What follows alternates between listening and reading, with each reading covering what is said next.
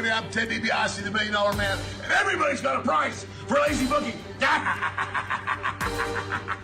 Hey, this is your Olympic hero, Kurt Angle, and you're listening to the Lazy Booking. No, it's true. It's damn true. Ho! Hey, folks, I'm WWE Hall of Famer Hacksaw Jim Duggan, and if you want to know what's going on in wrestling, check out Lazy Bookings. Ho! And welcome to a brand new edition of Lazy Booking right here on A2DRadio.com. Brought to you by Gibson Mayer LLC, your certified public accountants, located at 301 Oxford Valley Road in Yardley, PA. You can give them a call at 215-369-3300. Tax season will be back before you know it. So be ready, be prepared, and call Gibson Mayer. Welcome back, guys, live from the Real Talk Studios on A2DRadio.com. We're on Facebook, Periscope, YouTube. This is Lazy Booking. You have the Ginger Gang this week. My man, Matty Sensuti, Chrome, Mr. Ryan Brodo over on the ones and twos. Guys, apologize for the delay. You can thank the Apple Store and my 4 visits that totaled over 4 hours today. But I needed to be able to talk to the fam, and my phone was all jacked up. So I had to wait so I could get back on in connection with the world, which is the absolute worst. That is where we are today, guys, because there's nothing worse than not being able to, A, have a phone in your hand, and then, B, communicate with people. Then sit there, because you don't have a watch, because my watch is broke as well, that you can't sit there and even know what time in the day it is. It was an absolute torturous day today. So I apologize to the fam for the late start. We're going to have a condensed version. We're just going to run straight through. No break, no jump over exclusive to YouTube tonight. We're going to keep it Facebook, Periscope, YouTube, and then, yeah, we're going to try to take you up to 9:15, 9:30 tonight, and then we'll have that little break before Hockey Happy Hour hits you. All right. Our Skins Down to Sports poll question, guys. We're coming off of Extreme Rules. The build-up to SummerSlam has begun. Who will face Brock Lesnar for the Universal Championship at SummerSlam? Roman Reigns, Bobby Lashley. Could it be both? Who knows? We're going to talk to the fam. We're going to talk to each other, and we're going to work this out. We're going to start early. Maybe it's Vince. Maybe Vince wants to take him on. Hey, man, if Vince can get in there, I'm sure he would. If Vince could go, he'd still draw ratings, that's for sure. Already over on Facebook, David Roska says hello. Roska is always our first commenter, and we appreciate that. What's up, Roska? Sean Vernon chimes in. He says triple threat. Bobby pins Roman Reigns, so Brock can still go out on top. Could be. Roska says, what's up, boys? I'm ready for SummerSlam. AJ Styles defend the title against Samoa Joe. I agree that that's probably going to be the main event. And he says Bobby Lashley will beat Roman Reigns, face Brock Lesnar for the Universal Championship. Poll question. I'm going to kick it off. I believe, now that I think about it, it's probably going to be a triple threat match. I mean, in all reality, and I think Ryan said that he had something different than what we put on there, and he's nodding his head, so I'll let him go into his explanation. But just kind of hearing Sean say it, it seems like the most logical thing. Yeah, I think a triple threat match would be really entertaining. If there is a clause in there that Brock can't lose the title clean, it does avoid that with not having to have Braun cash in yet and still be able to keep that money in the bank and play. And I'd be fine with that. I don't know how they'll do it. Probably some kind of a schmaz, dusty finish. Big win for Bobby on Extreme Rules, and I know we're going to break down a little bit of Extreme Rules in a few minutes. But where do you guys see it going? I know Ryan's going to go that direction, but let's let Matty go in first, and then we'll get Ryan's thoughts. Well, I think that they'll probably go. I don't think it will be a singles match. I actually do think it will probably be a triple threat, only because they want to make it so that it very much seems like, okay, everything of Lesnar getting the belt taken off of him clearly can be seen. Where he doesn't have to lose clean. It could fall to either guy. However, though, the one thing I will say this, I would not be surprised if they decide to have Roman win. And the reason why I say that is because Bobby did win at Extreme Rules. So you could have Roman pin Bobby in the triple threat and have him win the belt. Sure. I don't know if that would get the best reception in the entire audience, but if that does come down to Roman, Bobby, and Lesnar in a triple threat match, I see that being the finish. I don't see them putting it on Bobby, only because he just came back. So I don't think they would immediately put the belt on him. Okay. Right. You know, it's funny. I honestly believe, like you guys, I really do believe it's going to be a triple threat. I've thought that for a little bit here, because in this current situation, given, the situation with Brock Lesnar, what they're trying to do, they're trying to make him hated, amongst the fans. They are really trying to make Bobby Lashley seem very legitimate, especially after the slow start they had with him.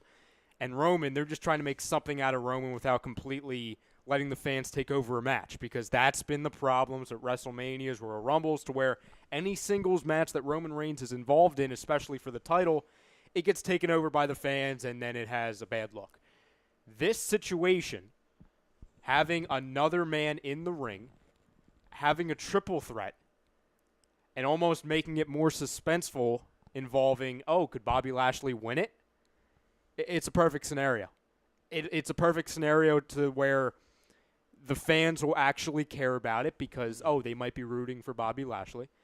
2, it allows Roman to win and almost, okay, this is his moment, but it's not overshadowed by the fans. And 3, Brock Lesnar doesn't have to be pinned. And it allows him to go off in the sunset if he needs to, and it gives an open window for him to come back and say, hey, I was never pinned. This is a perfect opportunity for that. And I feel like if they don't have Roman or Bobby Lashley in the main event or in the championship match, I don't know what they would do with the other guy. Like, say Bobby Lashley isn't involved, I don't know what they would do with him. If Roman's not involved, I don't know what they would do with him. No, because I think you have to have Roman involved with the backstory that's happened, everything from the Greatest Royal Rumble and everything previous to that. And I know people hate to hear that, but I think it's common sense at this point, especially if this is going to be Brock's swan song, for whether it's for good or for a period of time.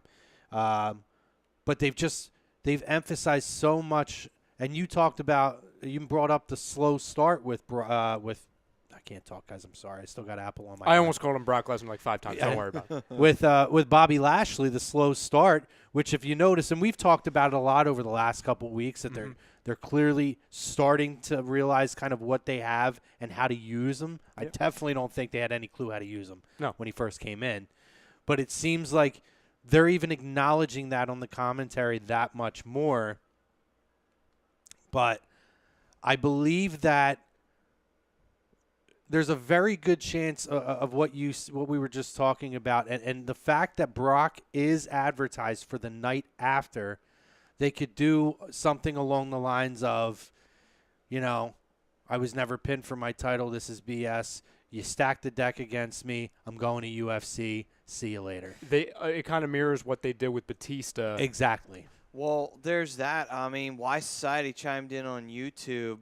And he also went on to say that he actually beat Rosca for once on YouTube. And nice. He also Rosca, what are we doing? Yes. And he also he's not double dipping. Oh, yeah, you banned him from that. He stopped the double dipping on that one. It's rigged. I gave him a 1-week suspension from double dips. So with that, he also said Roman and Bobby in a triple threat. Lesnar retains. Brock is advertised for Raw after, so Braun will cash in that night. And he also says Braun said that after he won the Money in the Bank, he will cash in right as Brock shows up. And Brock escapes SummerSlam with the title. Braun cashes in the next night. That's actually really interesting, especially if Samoa Joe and AJ Styles are the main event, if they end it. Sure. Yeah, no, that could happen. Because it wouldn't end with Brock Lesnar retaining. It wouldn't be a flat finish. That's very interesting. It could happen. I don't want to see it happen. No. Just because I really like the potential of Braun carrying that Money in the Bank. I know we kind of fantasy booked some stuff, whereas he could be the first guy to main event both title matches, by cashing in, by defending one title, but winning the Rumble, winning the title, and then cashing in and winning the other title the same night. That would be the greatest finish to anything, by the way, ever. if they did that. I don't know if they're smart enough to do No. it. Hopefully they're listening to the show. It would be fantastic. But I wouldn't hate that either if that was what the way they went. I just want to see Braun carry that Money in the Bank and kind of build suspense of when that moment's going to happen. I think all of us are on the same playing field with that. I think we want Braun to have it for quite a while because it's kind of his title in a way. Because anytime someone has a briefcase, it's like a placeholder for a title. Sure. It's their storyline holder. Yep. Part of me actually wants Roman to win at SummerSlam. Next night, Brock Lesnar attacks him, says I'm done. Braun Strowman comes out and cashes on Roman. Because they are trying to build him as a sympathetical babyface. That's possible, but I would say too that I think also this is another way for them to get finally to be done with the Roman versus Brock thing. They tried as hard as they could to swing it the other way around, and yes, Brock is hated, but Roman's still hated. So it's like.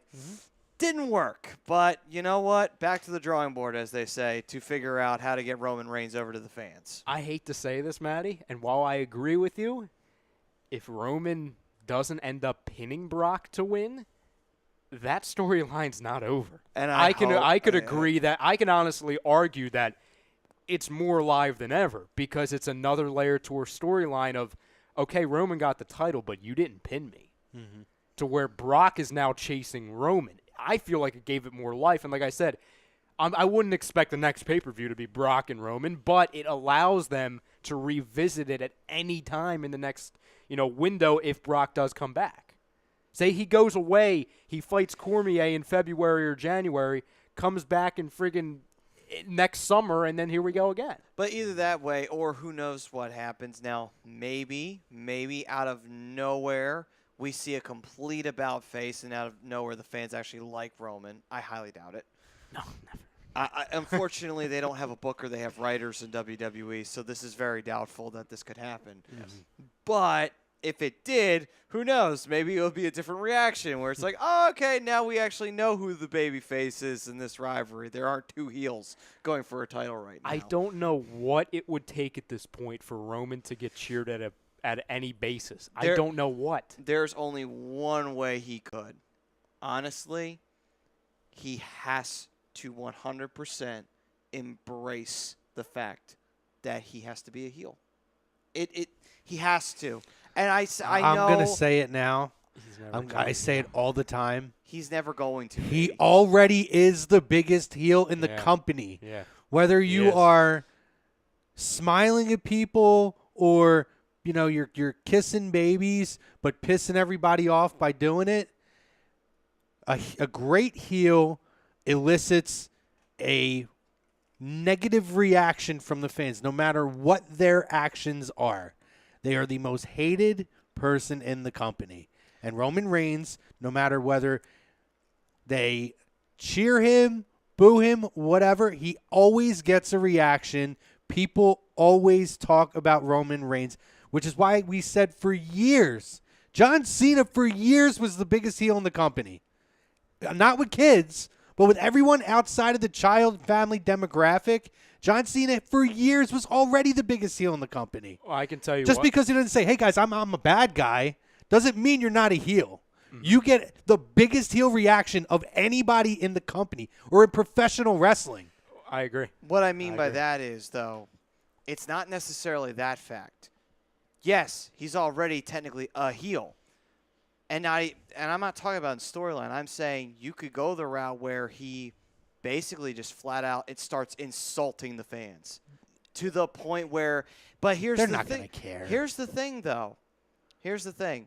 The fans today eat that shit up more than anything else in the whole world. They love it when someone just insults them. The days of a heel, a classic heel and a classic face are long gone. But all the heels are the faces. And if he turns heel, he's turning face. But that's my point. He gets over that way. But why do they need the fans? Why do they need him to? His merchandise sells off the fucking hook right now. But that's what Brodo was asking. Is like, how would he get over to those fans? That is exactly how he would do it. As long as Roman Reigns continues to be the biggest talked about superstar in the WWE, he will always be the biggest heel at this point. he will continue to elicit this reaction, and he'll continue to sell merchandise. You never had to turn Cena by Cena saying, hey, I'm a bad guy, and I'm going to kick you in the back. He was already the biggest heel for years. And guess what? They got what they wanted. It's this. Yeah, that's all it's about, is making money. They don't care what you say or what Brodo says or what Greg Malakovic or any of these schmucks have to say or Tom Arnone. If they love him or hate him, they don't care. They're making money, and you're reacting to them. Yeah, Maddie, a couple things. So, number one, I wasn't talking about getting over. I'm talking about getting cheered where they would embrace him. And to me, okay. I'll bring up one thing. It happened. They had it, and they shot themselves in the foot. Well, exactly. Well, they did because they decided to push him over Daniel Bryan. That was it was bad. Choice it was there. bad timing. Yeah. The second part in which you talk about if he completely made a flip and he started insulting the fans, only certain types of heels do that, and those are the charismatic ones. A Kevin Owens, a Jericho, a Miz. But Roman Reigns isn't that guy. Well, hold on, though. But that's the thing, though. How do we know he's not? Because they have people writing for him. I've heard him speak. He's going to what's he going to be like? Hey, look at this guy. He's got small tater tots. It's either he says Okay, suffering succotash or he does monotone. Hold on. How much of that was him and how much of that was the writers? We have to also remember that a lot of times WWE doesn't always let you go off and do what you want to do. Only if you have a proven track record of good mic skills do they really let you get leeway. The best work Roman has done has been as a quote-unquote face when he stood in the ring and just got booed for 5 straight minutes and then said, this is my yard. That's one of the best That's segments of Raw in the last 20 years. He has to do is just come in and kick anybody's ass. It doesn't matter if he's friends with them, foes with them. If he doesn't need to insult fans, the way his character best portrays is I am the best and I'm going to kick everybody's ass. And people are going to boo. People are going to cheer, and he's going to continue to sell merch and make the company money. Maddie, when they did that, and you beat me to that one, Crum. With that segment after he beat the Undertaker, greatest. It was fantastic. It's up there with the Best Friends segment and the Mark Henry fake retirement. I mean, it's up there as one of the best segments 5 words. I've seen. A 5-word, Yes. 5-minute, 5-word segment. Yes. When they did that, they told everybody, "This is what. All right." We know what you're doing. Like they were telling, like they were like, okay, we understand he's not a good guy. He's exactly who we want to be. The thing that John Cena, when everyone was like, oh, John Cena should turn heel, John Cena was still openly catering to the fans. He was saying, what's going on, Chicago? And he was talking about how much he loves the WWE Universe. Roman Reigns doesn't do that. No, he doesn't. He comes out to the ring and he just wants a title. He wants to beat up this guy.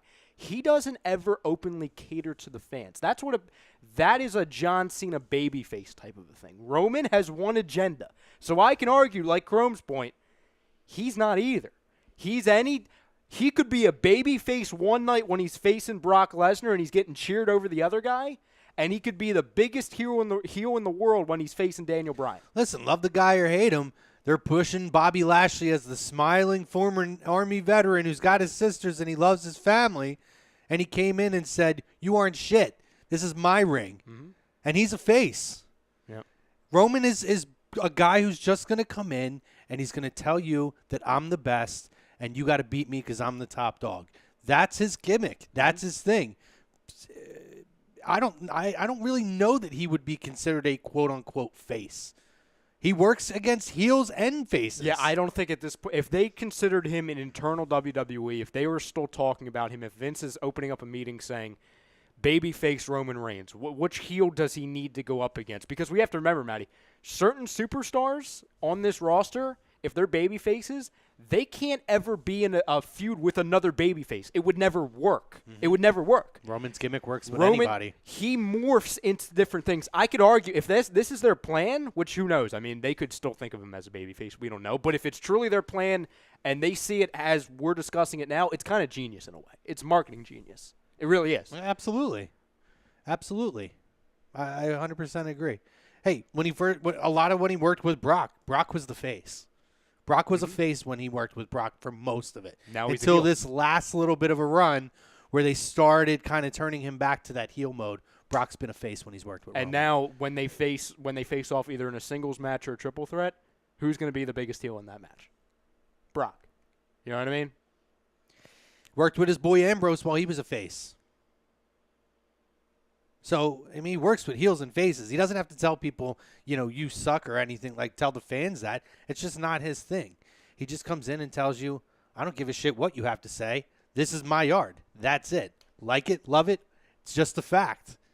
I've really come full circle on Roman, and a lot more that I see that, like we really broke down a lot of his character there that people don't really take into consideration because they just see it as, it's not Daniel Bryan. It's not AJ Styles. He's not what we want. But he was what they wanted until they got it. Oh, we have a lot of comments over here. Yeah, I know. Unfortunately, it came to the point where it was just, I think it was bad timing. You pushed. He got the push at the exact worst moment because that was the exact same moment Daniel Bryan was cleared. And I was like, ooh, like, I know it's hard to say this, but if they had just decided to say, you know what, fuck it, we're not going to go that route yet. We'll give it to him a little bit later. We'll push Daniel now. We'll save Roman as kind of an ace in the hole for a little bit later on. If they had done that, we probably wouldn't be sitting here debating this right now. We'd probably be saying, yeah, he is so beloved by the fans. How the hell could they ever turn him heel? We could be saying the total opposite of that. But because Vince said no, he wants Roman because I think he just truly wanted to have the same body that Roman has, that he pretty much said, no, Roman's going to go. Fuck Bryan. He's too small. They gave Bryan a run. Now everybody wants Bryan to be the champion immediately again. No, I don't want to see that. No. Now after he comes right back. Not you, but that's what a lot of people are. How is Daniel Bryan not in the main event already? Why is it's an insulting to Daniel Bryan to be in a match with Team Hell No? Shut up. How is it insulting? It's one of the most entertaining things he's ever done. Last time Daniel Bryan was wrestling, guys like AJ Styles, Samoa Joe, and Shinsuke Nakamura weren't in the freaking company. Didn't even have That's a shot. What happens. Yeah. All right, I'm going to go back to Facebook. We got a shit ton on Facebook. So Sean Bond says, I could see it being a triple threat or a fatal four-way. Fatal four-way. If they were going to book Reigns to win over Brock, they would have done it at the Greatest Royal Rumble. That's a fair point. Sean Vernon says, I don't know if you guys knew this, but food for thought, an African-American has never held the true WWE title. We did know that. Agree with you guys. I think Roman wins again, but could Brock snap after, quote, losing and giving the fans a happy ending with a Braun cash-in? We did touch on that. Absolutely is a possibility.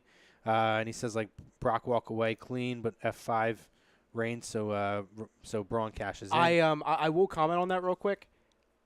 I could see that happening not right after Roman wins the title because they want to make sure they get enough footage of Roman's moment celebrating. Yeah. For promos later of how he's going to be sympathetical. If Brock's going to jump him and that's going to lead to a cash-in, it's going to be on Raw. It will not be right after Roman beats Brock. Yeah. It will not happen. I mean, see, I hear that, but from the side of storytelling-wise, wouldn't you want to make sure that he doesn't have his moment so that way you can add more sympathy to it?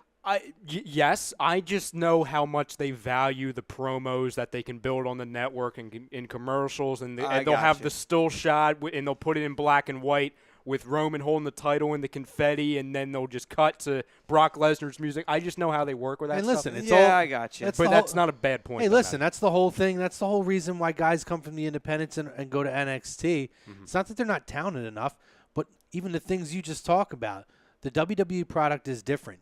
The way guys stand and the camera angles and shots that they take in certain situations, WWE is all about creating that still frame moment or that video clip that they can add to a package that could be timeless down the road. Because those video packages, especially with the network now, I mean, that is commercial. I mean, before they would used to – I remember in the old, the early 2000 WrestleManias, the only time they would play those promos were right before the matches. That's the only time they would ever play it. And it would talk about, Undertaker versus Ric Flair, here's the last 2 months of that feud. That's the only time they would ever build to it. Now – it's a commercial. The biggest example of that is when whoever wins the Royal Rumble, they're pointing at the sign. They use that thousands and thousands and thousands of times until WrestleMania. And you know what happens when fans go to a Raw in between Raw and WrestleMania? or I'm sorry, Royal Rumble and WrestleMania, what do? I do it every time I Yep. go. They I point. take my picture pointing to the sign. It's like a thing now. Greg Malakovic, he says both triple threat gangbang. Very possible, buddy. Sean Bond says Dwayne Johnson's half African American. Does that count? I think it's more of just like true African American, but as in hasn't. There's not been a true 100% African American person to hold that belt. No, it's true. And I do agree. Sean Vernon says he's typically billed as Samoan, which is American Samoan. Yeah. Yeah. Sean Vernon says, Sean, a buddy of mine told me that, and I said Mark Henry or Booker, but both of them never won the world heavyweight. Or they only won the world heavyweight title. Yep.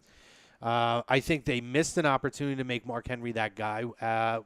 Even I say it all the time, for 1 month, he could have held the title for 1 month with that amazing. To me, might be my favorite Raw moment ever with the fake retirement. I still go back and watch it. Oh, it's fantastic. Peter and Apple, I hope I said it right, Peter. He says they're both lackluster draws.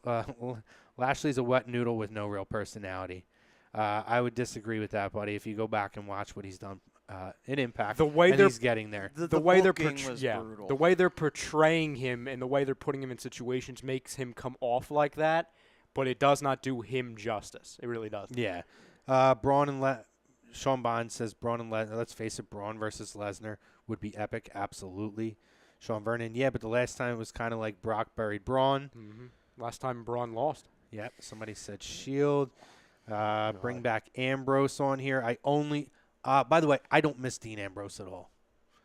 It's a hot take, apparently. Raw doesn't need him I right think Dean Ambrose became one of the most boring, repetitive, lazy acts in the WWE. If he comes back as a heel, I'm all in on him. Well, I know when he's coming back. Like a true heel. Like If there's a spoiler, no, don't it's tell not. me. No, it's not a spoiler. It's just me being very confident in it. Yeah. I think, not to get too off topic, but Sure. I think the plan with Seth Rollins at the moment is to be either just straight up against Drew McIntyre or involved in some kind of fatal four-way involving Ziggler, McIntyre, Seth Rollins, and a fourth, maybe Bobby Roode. I think Dean Ambrose comes back. Maybe, or maybe it's a triple threat. Maybe it's Ziggler, McIntyre, and Seth Rollins, and maybe Right. it looks like Ambrose is coming back to help Rollins, and then Dean Ambrose turns on him. I'd love it. I think that's where they're headed. Sean says he doesn't think that he's cleared yet because there was questions in here. Again, people here want him back. I only want him back if he's a heel. Otherwise, he can kick rocks, in my opinion. I haven't missed him. Well, honestly, I don't even think about him until somebody brings his name up. Any chance he shows Absolutely up forget he's on in. SmackDown as like a complete swerve? Because most people were expecting him to show up where he was last. But who's he going to work with? Miz that- again, AJ again. No, I think he would be better on Nakamura, Raw. maybe as a face. I don't want. I'm just saying, who could he? I don't know. Daniel Bryan. I'm just saying these are people he could work with. I don't want it. That's the thing, though. I mean, Ambrose should come back as a. He needs to come back as a heel. He has to come back as a heel. He's better as a heel. Honestly, he really is better as a heel. For anyone who ever saw anything from CZW, that was the best things he's ever done was John Moxley. Yep. It's like, and he was fucking brutal. No one loved him. Even for Everybody hated. People He's wanted great to as a kill heel. him. Like, seriously. Even for the brief time he was in FCW, I remember watching old clips of that on YouTube when he was going up against Cassius Ohno. I mean, the way he came into FCW, I'm like, oh my god, who the hell is this guy? Yeah, yep. David Roskin, Mandy freaking Rose will get a shot at SmackDown Live Women's Championship She had at a match. SummerSlam. She had a match on SmackDown. Doubt it, but I just love the entrance. I mean, I'm game. Don't worry, Dave, though. Her time will come. Sean Relax. Bond, Reigns would make a better heel as opposed to a face. Sean Vernon says that's true because Braun should be a heel. Yeah, what's your let me stance see. on that, guys? I like Braun as a face right now, He's but fun. It doesn't have a long shelf life. Honestly, I don't even know if Braun could technically fall into a heel or a baby face thing. Yeah. He's more of a tweener, if anything. Yeah, you know? he's in that category again. Yeah, he's in that like, category. honestly. To your point, Crow, maybe we're in an era now to where it flips. you're going to have your guys that are absolute 100% face guys. D. Bryant. You're going to have your guys that are absolute heels. Miz. But there's a lot of guys that are in the middle and in the mix. Mm-hmm. and I look at a guy like a Braun, I absolutely look at a Roman as guys who are just like that.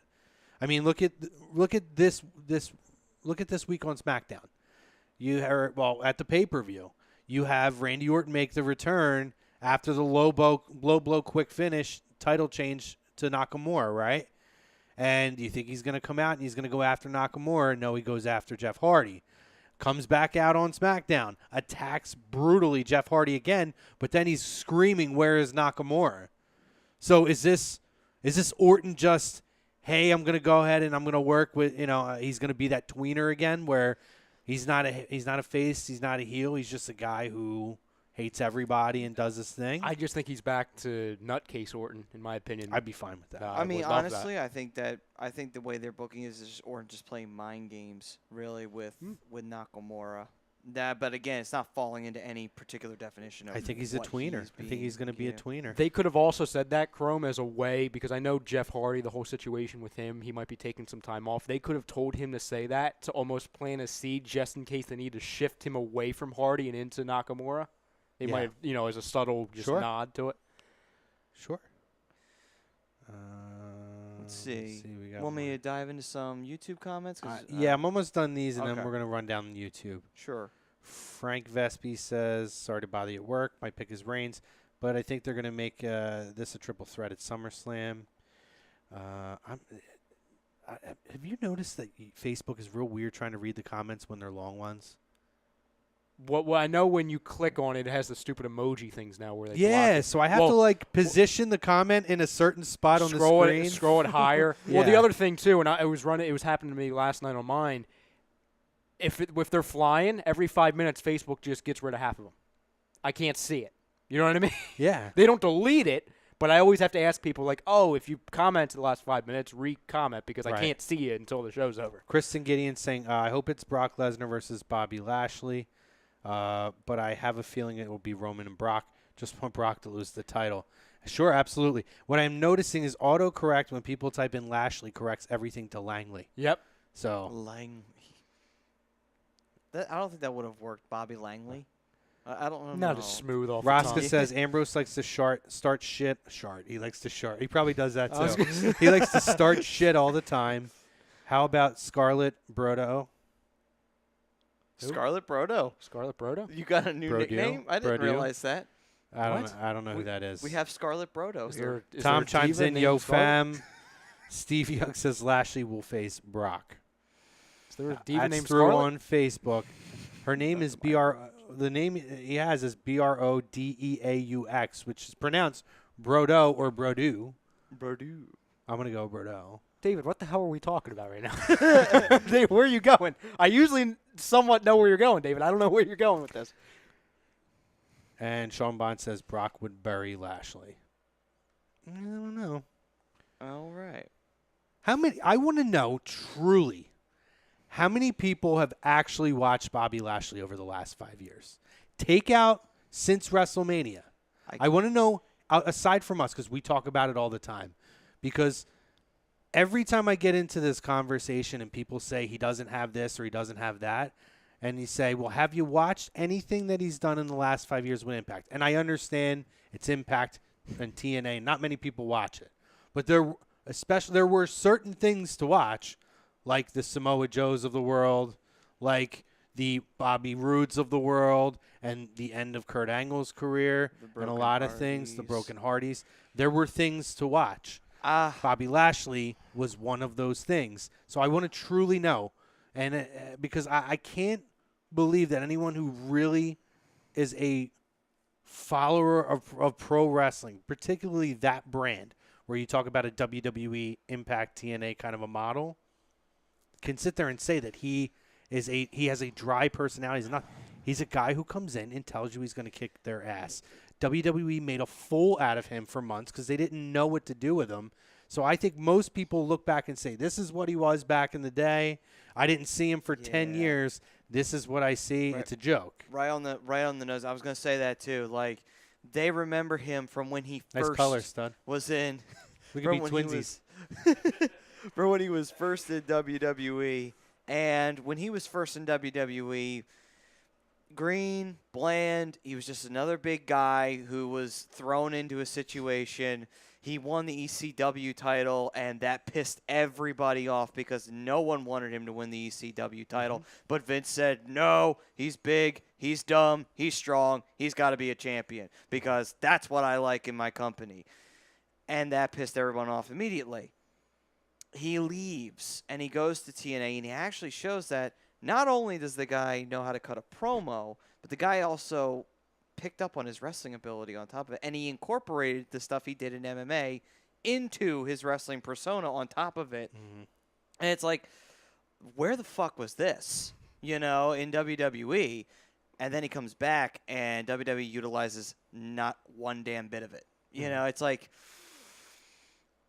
that's what I think people do. They immediately skip over Impact too because they dog Impact all the time, and they're just like, oh, Impact's shit. Who the fuck cares about Impact? It's like, okay, I get it. Impact is shit for the most part. The fact that that company's still breathing is shocking, but even now, there's still things to watch on there.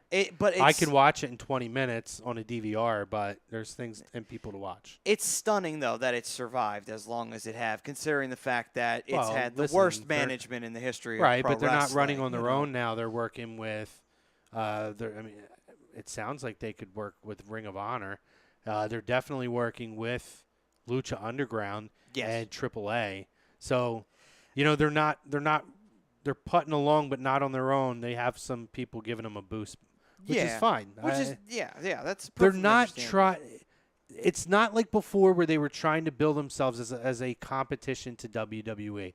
It actually seems more now that they're accepting that they're an alternative product, and which is why they're taking different creative liberties and trying different things, as opposed to before where, especially when Hogan and Bischoff were there, they were trying to, and Dixie, they were trying to be another WWE, which they were never going to be.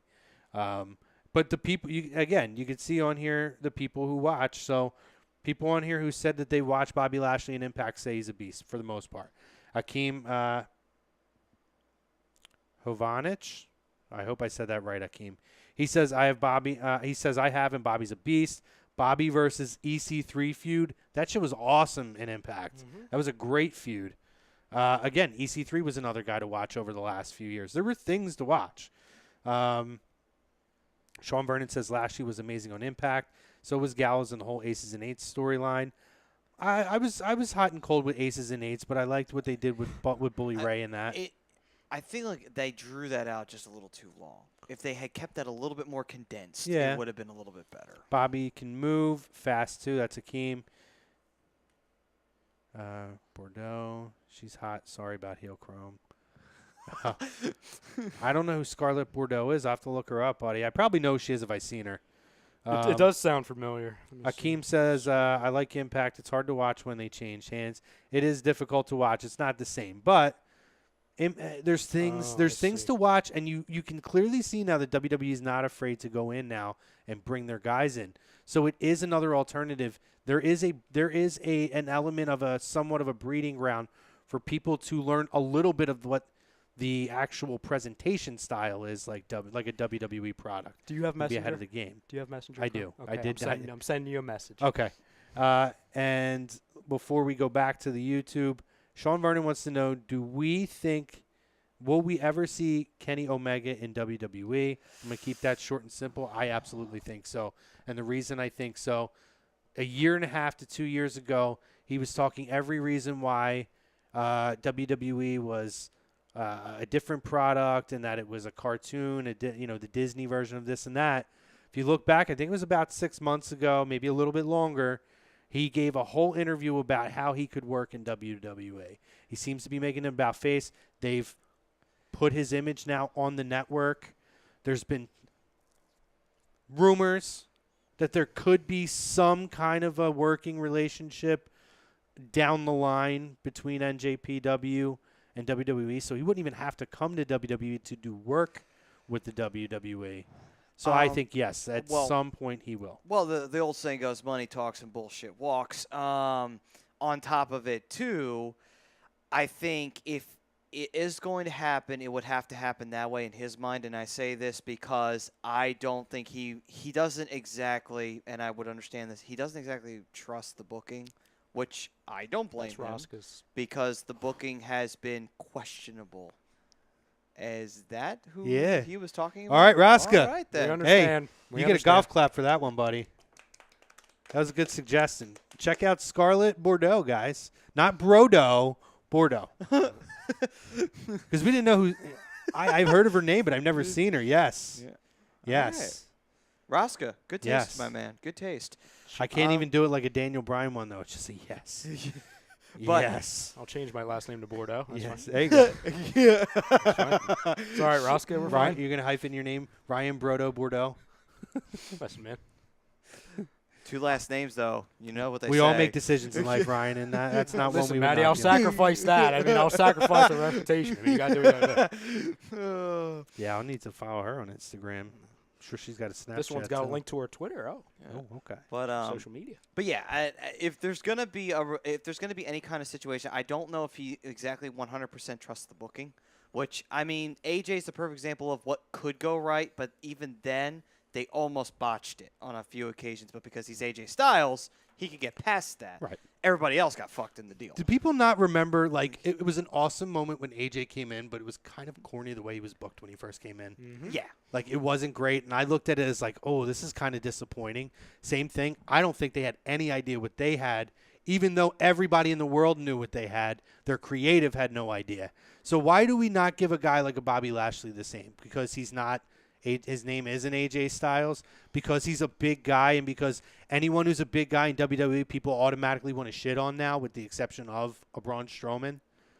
Because that's it. That's what I feel like people do now. Because it's been put out there that Vince likes big guys, all of a sudden, if you're a big guy, whether you're talented or not, everybody's just going to shit on the big guy. Well, and that's not fair to anyone who is of the non-vertically challenged wrestlers out there, because Vince has botched up his own fair share of big guys too. For example, not that he was gonna change the entire face of wrestling, but Matt Morgan.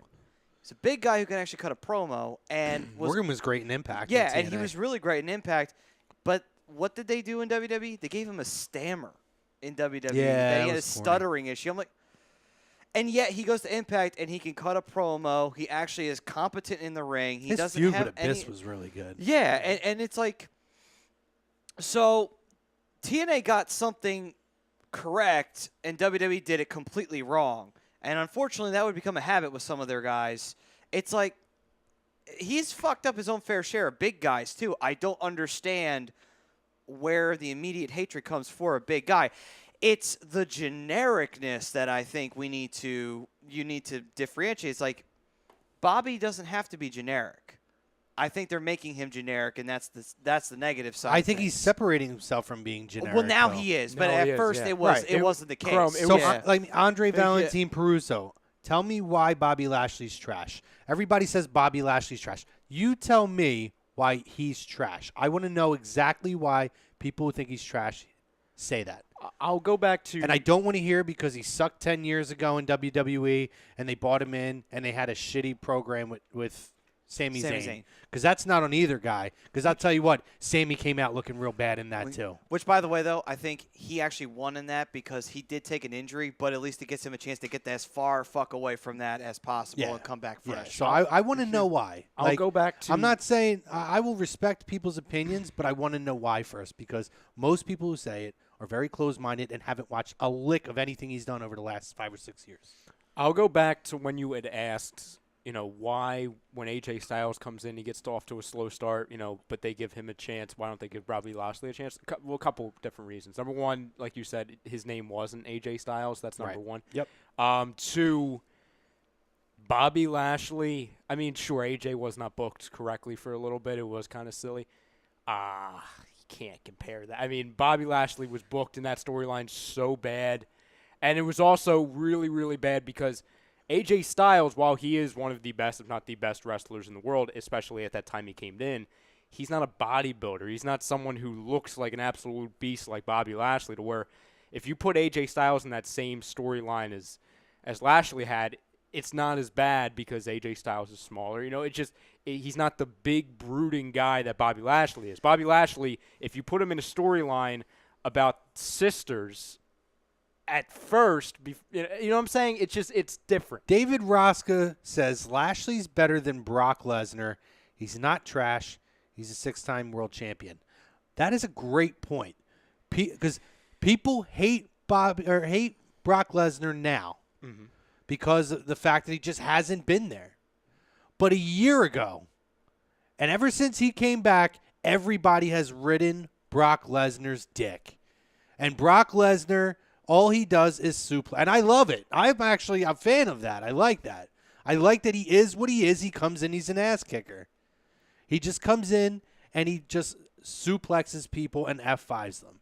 Yet, Bobby Lashley, who's legitimately a better athlete, I truly believe he's a better all-around athlete, and a hell of a lot more charismatic on the mic. Again, if you've actually watched anything he's done in the last half of a decade. Yep.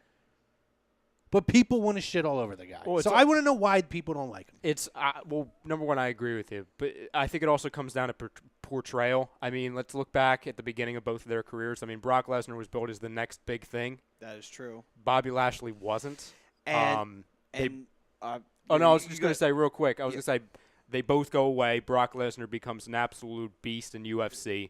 Lashley fought a couple times in MMA, but nothing to the degree or success. No, and I think Lashley didn't take it as his primary focus. He was still wrestling around the world. No, I understand that, but I think just based off of how Brock Lesnar was billed as the next big thing. Let's be realistic. But also, Brock Lesnar is 5-3 in UFC. No, I understand. No. I'm just saying for the world out there. Like, Brock Lesnar's billed as this unbeatable force in UFC. He's 5-3. That's it. And he has looked bad in some of the losses that he's had. So let's really talk about Brock Lesnar. He was also on rocket freaking fuel the last fight he had. So let's talk about how legitimate Brock is as opposed to a Bobby Lashley. Well, go ahead, man. Also, too, one other thing that we forget to point out about Brock and Bobby when you compare the two is what time period did the two gentlemen come into WWE? Brock came in at the perfect time to bring somebody fresh in. They still had Austin. They still had The Rock wrestling. They still had a lot of guys who were available from the Attitude Era and guys that left WCW and guys who came over after their contracts ran out with WCW to work. So you had this plethora of people that Brock could go around and legitimately have great matches with. He wrestled in 2002. He was going to wrestle Austin, didn't happen, but he beat The Rock for the undisputed title, and that was huge. And on top of it, he beat Hulk Hogan that year. He faced The Undertaker in what was one of the greatest rivalries that Undertaker had when he was a biker, and one of the greatest Hell in a Cell matches you ever saw in your life. Brock had a great rivalry with Angle on top of it, and his Big Show feud wasn't bad either. He had so many great talents to work with. Bobby didn't. When you think about it, Bobby did get a chance to work with Big Show, but not for long. And on top of it, he got to work with Test. I'm like, all right, Test is all right, but he's mid-card. Bobby kind of got the shaft when you look at the way that they came in at that time period. And what people don't realize is Bobby did get to work with amazing talent, but he did it in Impact. Yes. When he got to work with the Bobby Roodes, the Kurt Angles, the EC3s, who all were guys who were either top of their game. I'll tell you what, Angle's run, as good as Angle was in WWE, man, you watch that first 3 or 4 years in Impact, he was never better in the ring. Amazing. Samoa Joe, Lashley's worked with Samoa Joe.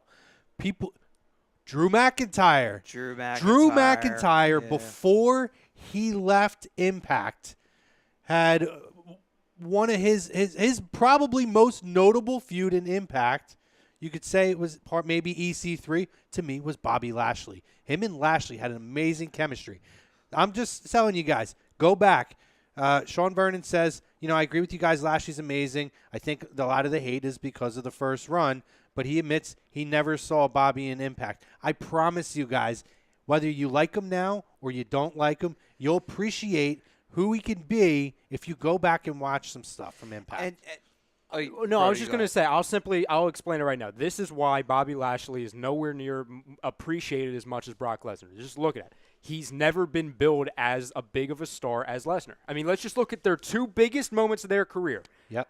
Brock Lesnar's biggest moment of his career was retiring The Undertaker. Or not retiring in The Undertaker. Breaking the streak. Yes.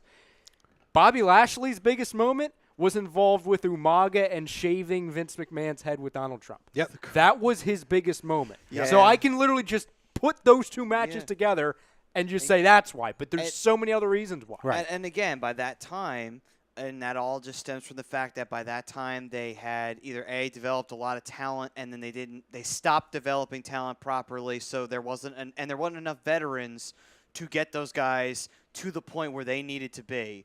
And it killed a lot of people in the long run.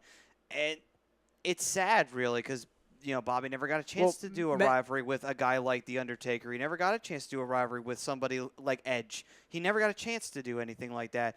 And who knows what would have happened if they had given that opportunity to him. Matty, it's this as well. Let's just look back at the timelines again, too.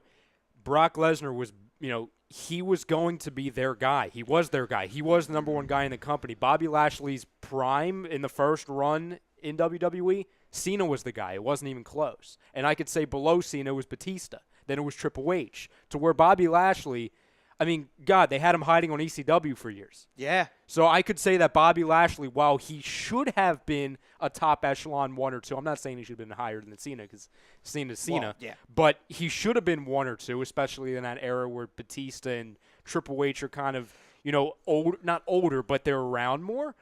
I honestly think, just looking at the food chain, Bobby Lashley was like 7 to 10 on that Richter scale. Lesnar was 1. For a long time. He was. And then after he left, Cena became 1. And then as soon as Brock Lesnar came back, right after he beat Cena, Brock Lesnar, I know he doesn't show up a lot, but he is 1. He is 1.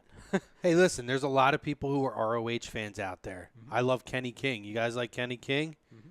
There was a period where Bobby Lashley worked with Kenny King and MVP in a faction. I don't remember the faction's name, but in Impact Wrestling, 3 years ago? About 4 or 5 at this point. Something now. like was that that. long Wasn't it called like Triple Threat or something? It was something. Something. Like I could look that, it up. But, again, good stuff. He's worked with a lot of really top names in the industry in that time since that first run, which is why I say just give the guy a shot. Yeah. I have no problem with people having an opinion, but an uninformed opinion just to have the opinion. I'm a person who, if I'm not educated enough on it, and there's things that we've had that have, case in point, on other shows that we have on the studio, whether it's Birds of a Feather or AM and the PM or Hockey Happy Hour. A lot of us on here kind of have and not all of us, but a lot of us have the idea of this story might come up, but there's really no facts. It's a rumor. And most of us say, I know on our shows we do, I'm not going to make an opinion on something I'm not informed on, But everybody wants to, I heard this person say that. That sounds cool. I'm going to go with that. It's called the Beatdown Clan. The Beatdown Clan. That's right. All right, well, I remember that now. I always thought that was a really stupid name. But still, the name was dumb, but their faction was pretty good. Yeah, very but the name was stupid. Yeah. Yeah. That's why that's why I tried not to remember the name. The faction was good, though. That was one of those great creative TNA things. And then shortly after, that was actually the end of Samoa Joe's run. He Yep. was part of that team. And who That's was the other right. one? Who was the other one? Let's do trivia. Who was the other member? So wait, that's right. I forgot Samoa Joe turned heel to join the Beatdown. He was in a hoodie with. He came out in a masked hoodie with someone else. It was what's his name? Wore the suit. Yep. He was Had a brief run with WWE. Yeah, he was He has 7 names. I could tell you his name any other time, but I can't tell you right now. Maddie, do you know it?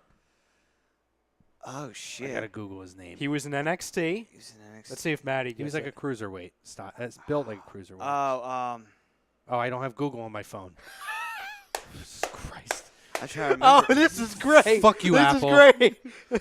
Shit. Do we give up? Just say I'm gonna have to tap out because I actually don't remember.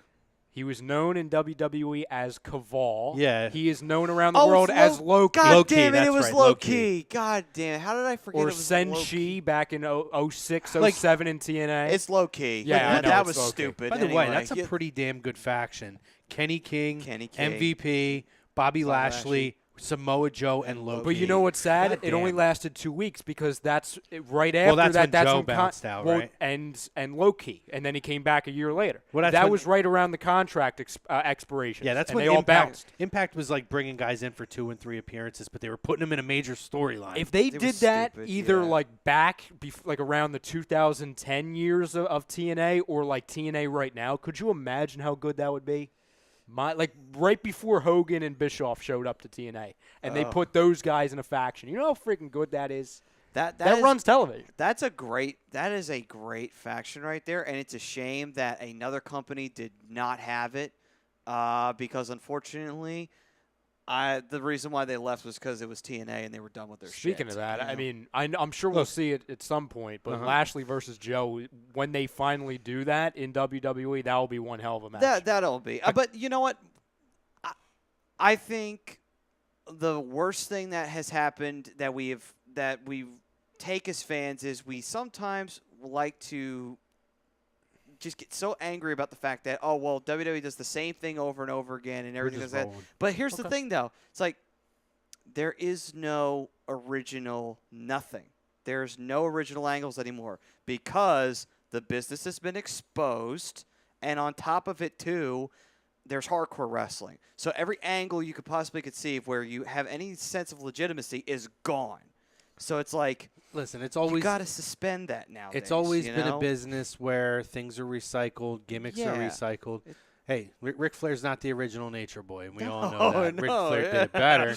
No, he was Akeem- given that name. because of Akeem that. says Bobby would wrestle the high flyers at Impact too. He's massively safe guy for his size. Absolutely.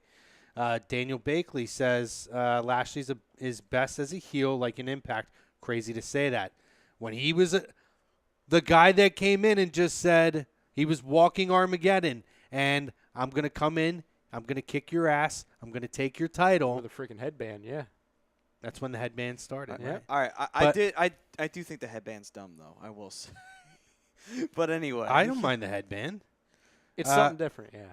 I do like that. He says, Akeem says, Bobby's a good face and a great heel that can go back and forth. Absolutely. He says, Akeem says, good show, guys. I've never seen it. I'll definitely share. Thanks, We man. appreciate it, Yeah, Akeem. thanks. We're happy you joined us every Thursday night, typically 7:30, but unfortunately, Apple screwed everything up for everybody to where I can't even Google stuff for you guys. So, yeah, but which means our last segment's probably going to be out because I'm unable to pull things up on Google. Well, we didn't even get to Raw and SmackDown yet, so I don't Yeah. even know if we would make it. I mean, Yeah. honestly though, We're going a little freelance tonight, Well, this is a guys. great I do conversation. apologize. I Yeah, don't- I I do don't- I mean, apologize. People who would have mind it. thought we had such an in-depth conversation about Bobby Listen, the Lashley? fam's in on it, Hey, though. They're man, liking this it. is good though. Yeah. Daniel Bakley says, Hitman low key, LOL. I love the Hitman low key Yes. one, though. That was like great. how he is Oh, now. I that love was that great. gimmick. He looks When something right out of James Bond. I never got into Caval or any of that stuff. No, No. he reminds me of like the I don't know if it's like the Transporter. Like he looks like a Hitman. Oh, yeah. He reminds me of like Jason Statham in the Transporter. It was all based off the video game too. Yeah. That's the funny part. He's you a know? badass. When he dude. was wearing the suit, he would even have the freaking white gloves and everything. Yeah. Like so he went in a way full Hitman. Yeah. Like, I don't know if that was I think he had black gloves. That's how they. black. Yes, Yeah. yes, He had yes, the black yes, gloves. yes. That's how they built him when he started doing that, and he went back over to Japan. They built him as that basically, and he joined Chaos, and he won the junior I heavyweight always title. wonder. I'm like, man, that fucking guy wrestles in a suit all the time, like, and doesn't even loosen the tie. Like, No. I wear ties to work I every thought- day. I'm like, damn, dude's got that all the way up. I know. Like, shit, if I gotta like. Maybe it's TMI. If I gotta take a dump at work, I gotta loosen my tie. This guy's taking flips off the top I rope. always thought for like a year it was a specialty suit to where it was like stretchy, like it was flexible pants, but I don't think it is. No, I think it's speak- like form fitted. Speaking of that, though, if anyone out there has not seen the three-way between him, Kota Ibushi, and Prince Devitt from back in Japan, if you don't know who Devitt is, that's Balor. Please do so. Treat Yeah. yourself. That was a tremendous match out there. I But was going to anyway. bring this up too, and not to make it all about Loki / Senshi / Caval, but It's low key. It's low key. But I think this was like 6-7 years ago. I remember seeing on YouTube, it was when he returned to Evolve. Oh. It's one of the greatest things I've ever seen. Like, honestly, guys, after you're done watching the show, go on YouTube immediately, search low-key returns to Evolve. First thing that pops up, he's in an orange jumpsuit. It's phenomenal. He's phenomenal. He's one of one of those guys who you look and it's like, man, his absolute worst time of his career was the WWE. I know. Isn't that weird? It really was. And I don't even think he was like totally not utilized properly there. I just don't think they had any idea.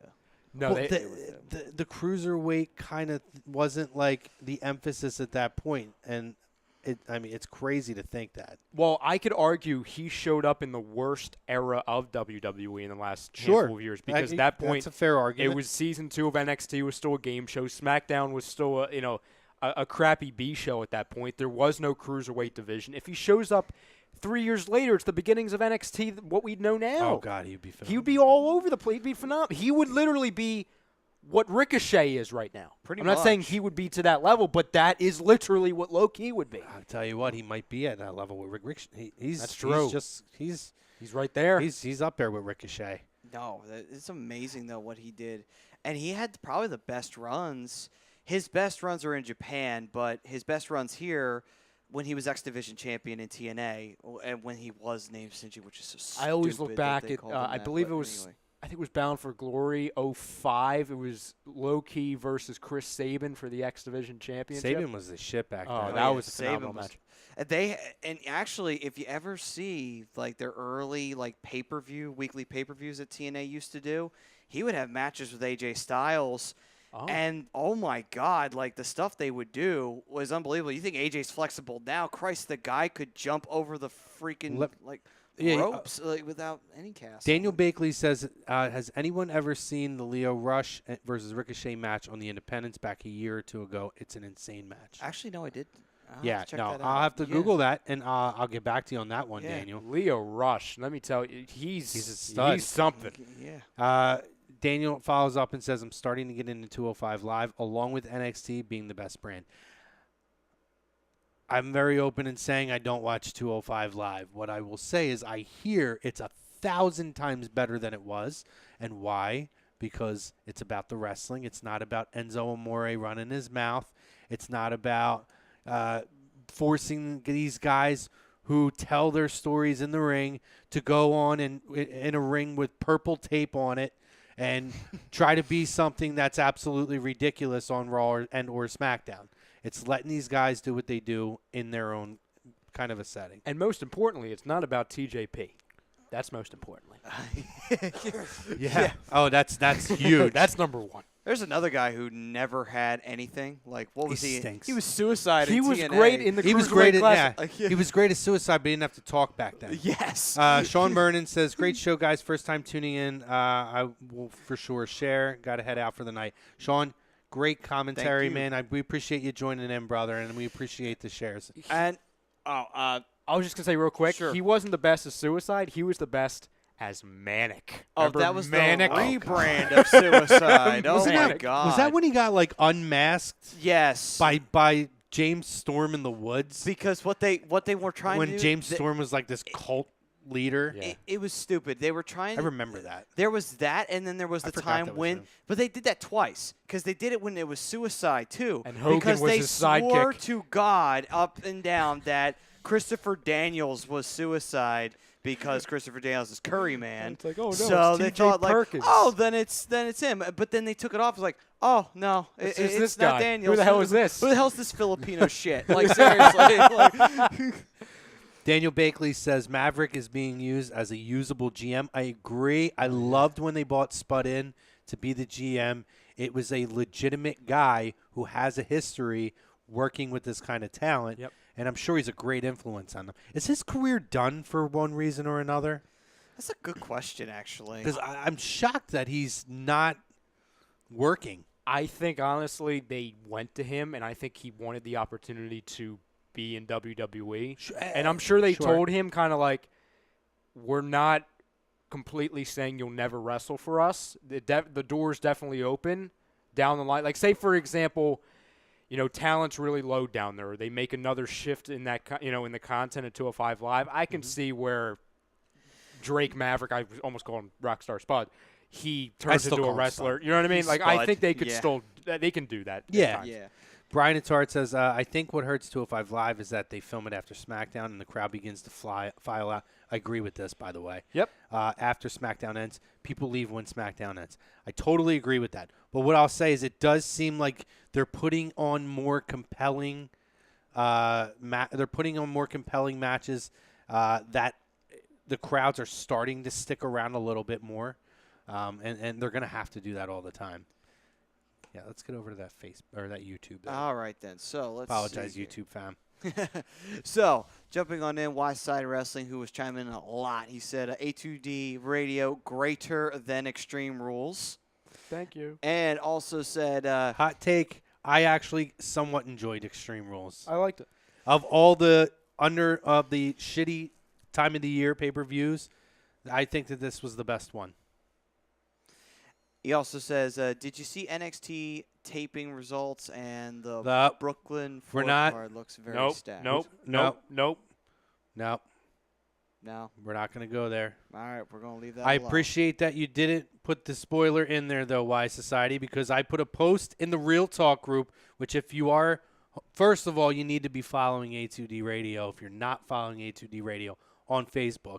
And secondly, our Real Talk group, where guys such as ourselves, everybody from the other shows, we dig a little bit deeper. We get a little bit more freelance with our commentary in there. A little bit? Interacting just a little bit. Just a little bit. Just a little bit. We're a little more freelance with the commentary there. We like to have a lot of fun in there. You need to join. And in that I posted in, if any of you assholes either put a post up in this group or come on my show tomorrow and put a spoiler in the comments, you're going to see Talking Hill to you, Chrome. James But Wilder. there is No, it was Rosca, because Rosca that 1 week. Oh, I thought Wilder did it too. No, that was Rosca twice put Rosca? spoilers in for me. He's being good. He Okay, knows. good. Okay, good. That's why I tagged him in it. And he said, I will not spoil anything for you. Thank you, but Roscoe. but nonetheless, though, there was no spoiler. He did not say any results. He was just pointing that out. So Yeah, no, I've heard it's something big. I haven't seen it yet. I'm actually pretty good at avoiding spoilers, believe it or not. I'm sure I'm gonna see it though. I'm glad It's a you're whole good at week. it. I'm glad see, you're I just good don't at go it. onto the social medias, and that's pretty much how you avoid spoilers. Period, Chrome. and you will be satisfied. I'm glad you're glad at avoiding it. You already seen it, right? I know everything. I'm glad you're glad. Keep it to yourself. Oh, I'm Brodo. not. Yeah, you think I wouldn't have already said it? I would know. I would have already said it. I'd be like, Chrome, guess what happened? Yeah. I'm surprised. Brody, you're not just going to blurt that out on the air? I was preoccupied. Come on, I I was expected preoccupied. that. All right. Anyway. All right, so next up, he says there is a rumor that Taker is having a rematch with recent opponent at SummerSlam. A report says that it might actually be Reigns and not Cena. I don't know. I think it's going to be Cena. It's going to be like a best-of-3 series. I think Cena gets the win back, and then they'll hold off till WrestleMania. All right, then. Real quick, I know you laugh when I say this every week. What if? Oh, Oh, the what if? I don't honestly we were think this will gonna happen. get it. We were Yeah, going to get dude, it. Listen, All right. it took me a while to do it. I don't honestly think this is happening. I'm not predicting it, but if this were to happen, it'd be freaking crazy. What if Paige's special announcement next week on SmackDown regarding the WWE Championship? She's having Undertaker's baby. well, maybe. Okay. Maybe. I don't think Michelle McCool would be too happy about Well, that. that's the match. That's the match. It would be absolutely crazy if the WWE Championship match was Cena, Undertaker, Styles. I mean, the place would literally go banana. It would go insane. Wow. It'll never happen. It would never for happen, sure. but just picture it in our heads. That's all we have. All right. Brian and Tart says, spoiler, Shawn Michaels puts Marty Jannetty through the barbershop window. Damn it, Brian! Damn it! Son of a bitch. Brodo hadn't caught up to that portion I didn't know that! of Superstars yet. What that was on Superstars, was it not? Yeah, okay, good. I did get that right. Kyle Meager says, Brock's going to the UFC. Yes. He said it says yes. It means that he can't fight anymore. Real quick, I think he's going to get destroyed. By Cormier? I absolutely think Cormier is First going round to knockout. destroy Brock. First round knockout. I think he might tap him out. Maybe. Brock I just think Cormier's got so much power now that he's 245. Oh God, I think. But yeah, we'll get into that when it gets closer. But I think Cormier is going to destroy him. All right, so West Side again. Rest in peace, Kevin Owens. That was a nasty fall that he took at Extreme Rules. Yeah, huge moment. Ryan Brodo did call that last week. Yes, Ryan- you They did. finally You listened did to me. called it, Kudos yes. to Ryan Brodo getting the golf clap this week. They finally Ryan listened to me. Brodo booked it last week and said, I think that Kevin Owens is going to win because Braun's going to throw him off the top of the cage through the announcer's table. It is on tape. Watch last week's episode. The only thing I left out was the airbag. It's Right. the only thing I forgot. The Ryan of Brodos. Listen, they finally Your listened to me. prediction of the ending of the match was wonderful. Thank you. All right. Next up. Braun attacking Roman isn't going to get Roman over. Then there is a rumor that Brock might resign and he could hold the title till WrestleMania. Wow, that would burn the entire No, they would WWE never. universe that- to the ground if they did that. That won't one. happen. They'll just take the belt off of him. No. That's not going to happen. Whew, that would be an interesting one to pull right there. Roman needs to ditch the Shield gimmick and the awful move set, and I think a new character and theme could maybe get him over. Any comments? Never All going right. to happen. All right. He's already over. And he He is said, over. He doesn't need to be cheered to be over. And then he said, just a thought that I had. And then he also says, Drew McIntyre for Universal Champion. Yes. That's definitely going to happen. I think I think he's going to be in the picture for sure. It Yeah. shows they regard him very close to that because they had him come out and they didn't have him get pinned. They sacrificed Balor, not McIntyre. Yes. That's they very did. big. I want to jump ahead real quick because we only have 2 minutes left. Hogan's back. Big news that broke, reinstated into the WWE Hall of Fame. A fictional Hall of Fame, by the way, that doesn't actually exist in a building. But I digress. Hogan's back. Big announcement. Obviously addressed the locker room prior to Extreme Rules. The cameras. A lot of cameras were back there. Yeah, I'm not going to get into some people not liking it and some people. Do you guys think it's a big thing? Do you think this is going to open the door for Hogan to start coming back and doing documentaries or doing other work for the company? Obviously, they have some contingencies with him being back. I'll just say really quick, the reason why I brought up the cameras, I think they're going to be making some kind of either network special, something about that, just his journey coming back. What do they call that? They do like the 24s. The W24s. Which are great. I think he'll be back at Survivor Series. I think it's too soon to bring him back right at SummerSlam. I think they're going to build up to it. They'll have the whole documentary probably the week before, or maybe he shows up on Raw one week. That's how they'll do it. The documentary will come out first before he shows up on television. Come in. We're wrapping up in a minute. I think that. You're good. I think the whole Hulk Hogan thing coming back it was inevitable. Yeah. There's no way you can just ignore it. Sure. At some point you have to say, okay, what happened, happened. But you know what? Hogan is one of the major reasons why the company is what it is. And you can either choose to forgive him or you can choose to still hate him. Mm-hmm. It's your choice at the end of the day.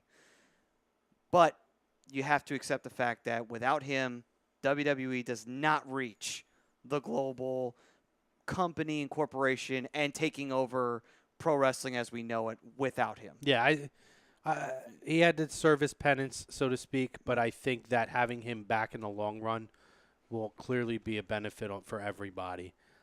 Great show this week. Again, we apologize for the condensed episode. You can thank Apple for being douchebags, but we're back, guys. We'll be back next week. That'll be my final episode on A2D for a few weeks because I'm going to Florida. So, but yeah, stay tuned. We're going to have Hockey Happy Hour coming at you at the top of the hour.